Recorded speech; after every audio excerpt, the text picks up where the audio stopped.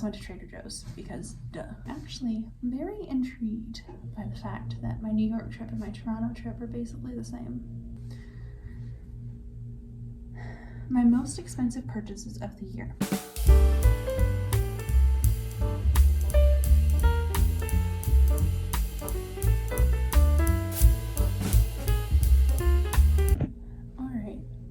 I am in a hotel room, an airport hotel, so it is possible you will hear flight noise, like planes taking off and landing during this, but welcome to my 2023 spending Wrapped. This is very inspired by like Spotify Wrapped. This is where every cent I spent went in the year of 2023. This was a very interesting exercise. I highly recommend. It was a little overwhelming, can't lie. It was like, I only had to do it manually because I switched budgeting spreadsheets halfway through the year in April of last year. So that's why it couldn't be captured all in one spreadsheet. So I had to go through and combine both like the January to March spreadsheet and then the April to December spreadsheet. So that did make it a little bit more work. But overall, a very interesting exercise. So we'll get into it. So this is my spending breakdown, except I'm gonna have to do this. 28% of the money that left my accounts went to debt payments. 1%, it's actually a little bit less than 1%, went to subscriptions. 28% of my income went to non-essential spending. Sorry, I got a text message and got distracted. And 43% of my income went to essential spending. So what was essential and what wasn't essential? I made notes. Essential included rent, electric, water, internet, cell phone, car insurance, CAA, which is like AAA, but for Canadians, it's if you get stopped on the side of the road or something like that. You break down in the middle of nowhere, you can get a tow without it costing $1,000, which I have done before and did not enjoy, and had to call my mom and dad, and ask for money to pay for it. Groceries, taxes, household expenses, my cat, Montana, car maintenance, gas, tech. I only bought essential, like I only replaced things that broke this year. I didn't buy any fun tech. So if you're somebody who likes to buy fun tech, this might not be an essential category for you. But this year I replaced my laptop, and that was basically it. Bank fees. So non-essential included coffee, eating out, donations, alcohol, spending money, trip, social, clothing, gifts, blog fees, reimbursable volunteering expenses, which actually didn't get included in this because I got all paid back for it.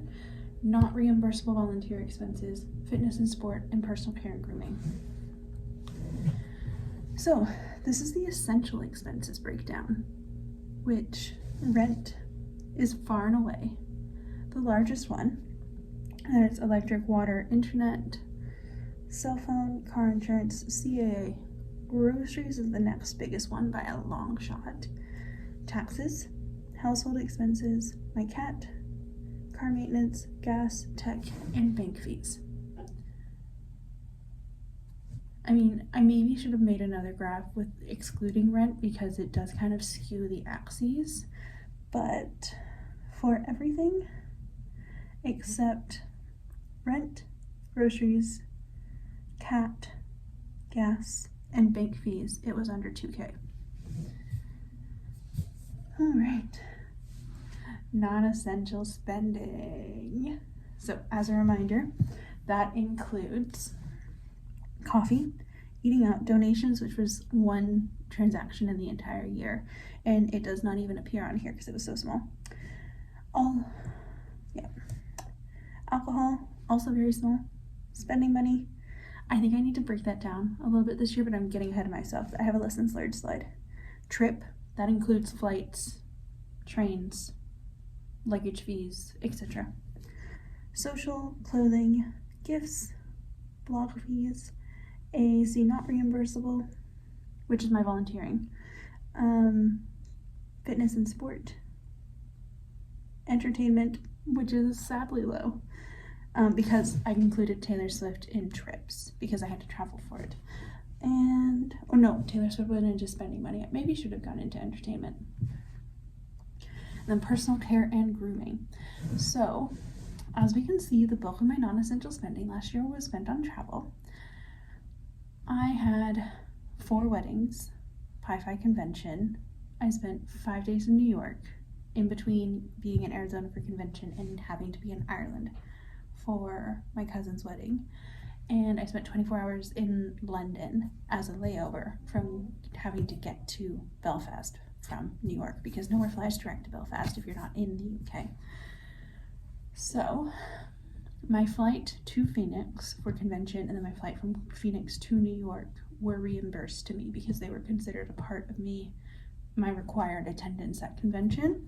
So I did actually get to, and I would have never gone to Phoenix this year if it hadn't been for convention, and I wouldn't have gone to New York if I hadn't needed to get from Phoenix to Belfast, which is nearly impossible to do.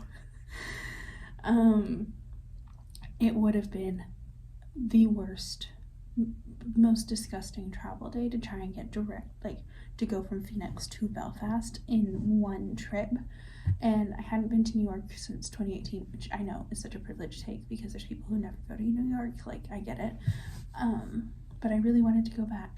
I do think I am never going back to New York in the summer ever again. How is it so hot? How? It's so far north. How is it so hot? I'm done with New York in the summer. Can't deal. And then there was nothing direct from New York. There's nothing direct from North America to Belfast. So I could have gone to Edinburgh or London. I chose to go to London. It was a lot cheaper than flying to Edinburgh, and then got a connection, and I flew Sleazy Jet. My Europeans will understand. And it was very cheap. Once I got to London, it was very cheap to get to Belfast. So the category I was most interested in of this is personal care and grooming, because how did I spend so much in that category? What? That is $4,000 in personal care and grooming. And I don't include workout classes or anything like that, because that goes in fitness and sport, and tennis lessons go in fitness and sport. So that's things like haircuts and Sephora shopping and makeup and shampoo and conditioner and blah blah blah. So, subscriptions. My most expensive subscription is Canva. I would like to switch to the annual one because it is a little bit cheaper. And then my second most expensive was Disney Plus, which I pay for annually, and then Spotify. Currently, I only have Canva and Disney Plus because I paid for it in October. And iCloud. But iCloud is $1.50 a month. So, yeah. I canceled my Prime in June. I have not placed an Amazon order or even looked at Amazon really since June of last year, which is something I'm very proud of because I avoided Amazon for so long. I was an Amazon boycotter until I moved up here, or up where I live. And it's so hard to get stuff up here that I became an Amazon shopper. And then I really became an Amazon shopper. So I've cut myself off. I want to see if I can integrate it for essentials, but I don't want to pay for Prime. I mean, I do enjoy Prime TV, actually. I know a lot of people say it's the worst, but I actually do enjoy Prime TV. Okay. Debt payments. So,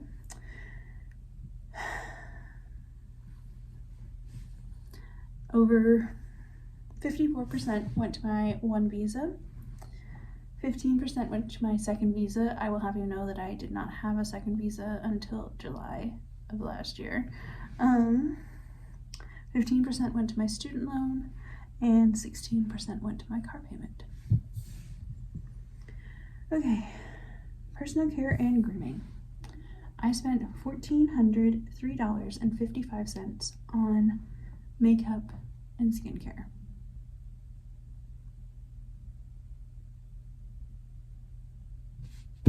What? And then I spent $250.07 on hair care. Very reasonable. I don't color my hair, to be fair.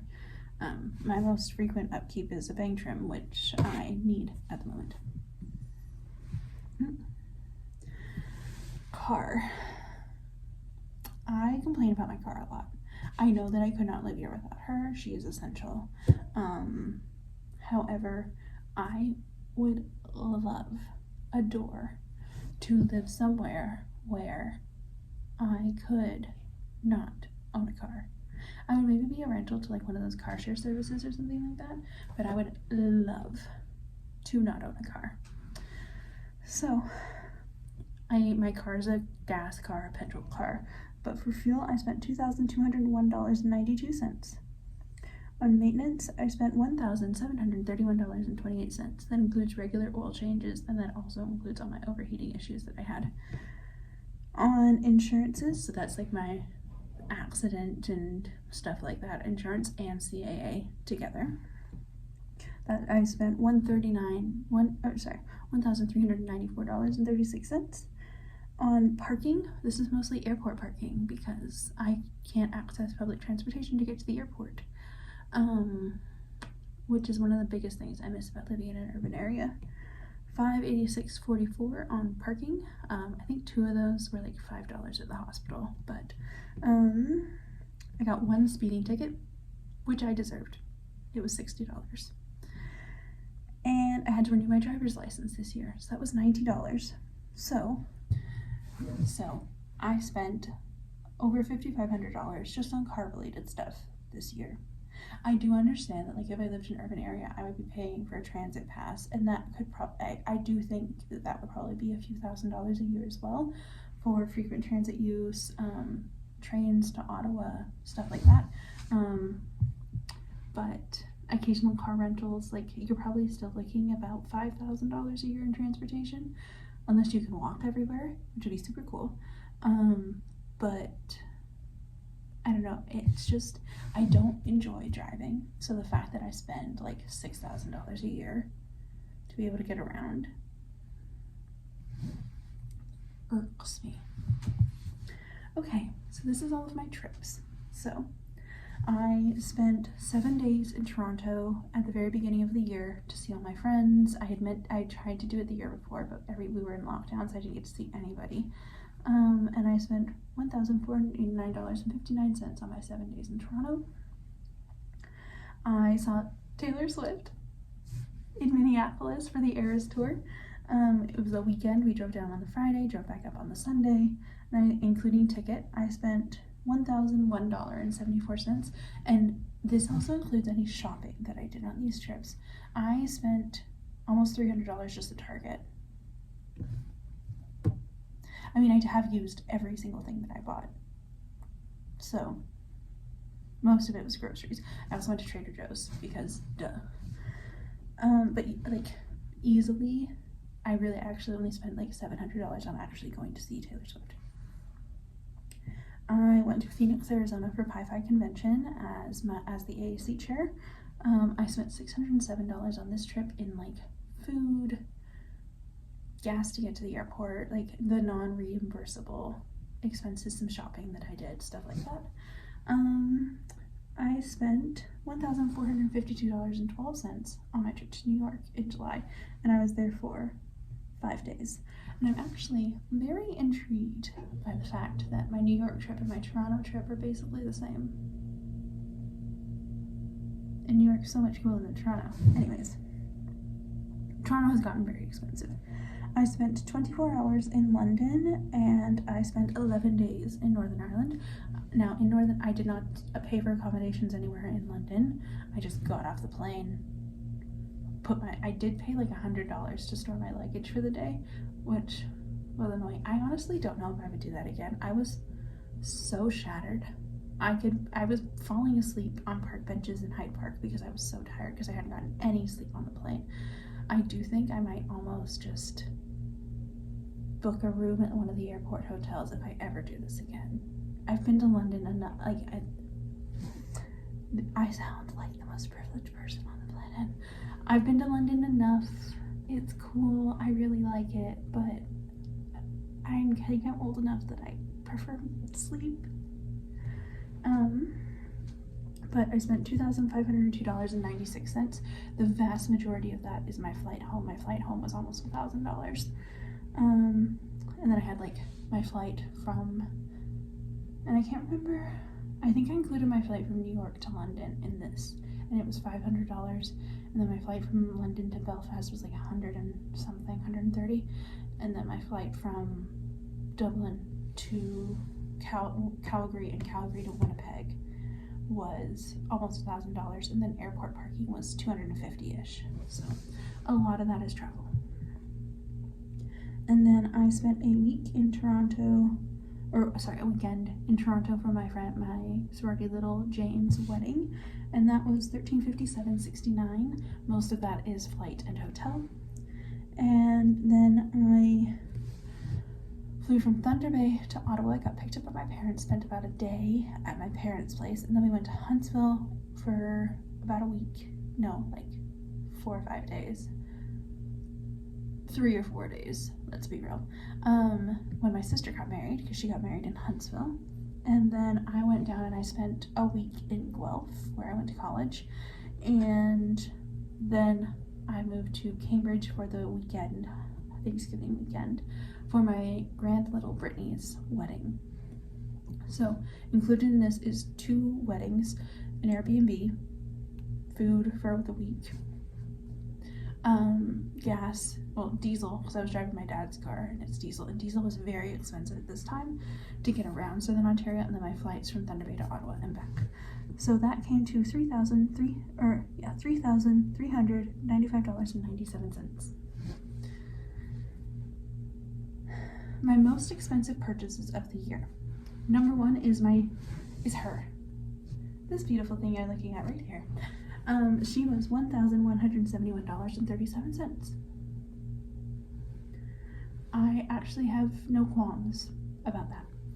Next most expensive purchase, the only thing I have qualms about is how close these two were together, was my car repair, which also on its own I have no qualms about because my car has been perfect ever since. We're good friends again. It was $936.56. My flight from Dublin to Winnipeg was $915.40. My cat boarding for Montana, oh, that was the other thing that I included on my trips, was how much it cost to board the cat in each of them. So for that big trip that I did September, October for my sister's wedding, my week in Guelph, my grand little's wedding, his boarding was $688.17. I also had a work trip tacked on the top of that, so he was there for almost 3 weeks. I think it was like 21 days or something. And then I placed a big Abercrombie order in September. I wish I regretted this, but like, I'm wearing the jeans right now. And it was $625.38, and I wear every single one of those pieces. I got 2 pairs of dress pants, a blue sweater, a black cami and a white cami, and a boucle jacket, and these jeans. Core wardrobe this season. And then my flight from New York to London, this is my top 10. And my flight from New York to London was $564.12. And you will note, my Taylor Swift tickets did not even crack the top 10. They were number 12, so they were close, but they did not crack the top 10. So the vast majority of my money goes to little purchases, is what I learned from this, because I was very quickly, I think my next purchase was in the 300s, which is still a lot of money, but I don't know, if my biggest purchases of the year were in the 300s, I'd be like, what did I do all year? So what did I learn about in this review? Not having an emergency fund is an emergency, because you can have multiple emergencies happen back to back, like my car, and then my computer completely died dead within 3 weeks. So I had to dip into another savings account to replace my laptop. Yeah. I need to break down personal care and grooming a little bit more. I need to figure out, am I spending too much money on skincare? Am I spending too much money on makeup? Am I spending too much money on Advil and Tylenol or contact solution? Where and what exactly is personal care and grooming. I think that was kind of a general note, is like I want to be more detail oriented whenever I'm describing in my budget tracker in the log section. Like it has the date, the amount, the like categories, so like expenses, savings, income, blah blah blah, and then the subcategories, like if it's expenses, it could be groceries, coffee, car repair, gas, etc. And then it has a blank spot where you can write in more information. I think I want to be more detail oriented in that, so I actually know what I'm getting. And I need to break down spending money more, because it was kind of a catch-all category for anything that didn't have an explicit category. Some of my clothing expenses included things like dry cleaning, professional mending, and cobblers, which I thought was really cool. So like not all of the money I spent in clothing was for buying new clothing. It was working to keep the clothes that I have good for longer, which I thought was cool. And I would like to spend more, and this is going to sound weird, I would like to spend more in fitness and sport. I would like to take horseback riding lessons again. I would like to take more tennis lessons. I would like to join a gym, or like download my the Pilates class app again or something like that. And I want to break down household expenses into essential and non-essential. Like, is it toilet paper, or is it new curtains, or a fuzzy blanket? Like, those are very different things. And I sometimes get creative with my categorizing. I can't remember what this is about, but that's really funny. And I could have paid my credit card off 3 times.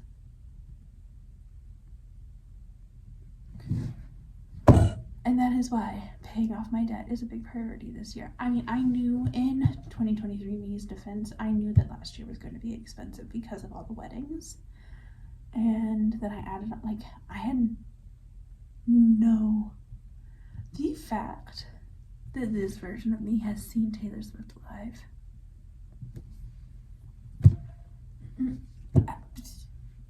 What? I would have never imagined that in 1,000 years.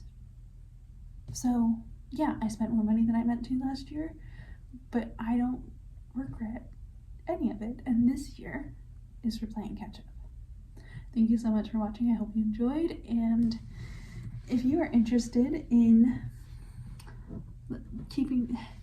seeing how my debt payoff journey goes this year, you can follow along. I do monthly check-ins on the 1st of every month is when I try and post them. Although I have a funny feeling February's is going to go up on the 2nd, but typically on the 1st of every month. And I also have been doing some stuff on TikTok, same handle, Laura Karras, and I've been posting some cash stuffing and payday planning and stuff like that. So yeah, self-promotion much. Okay, bye.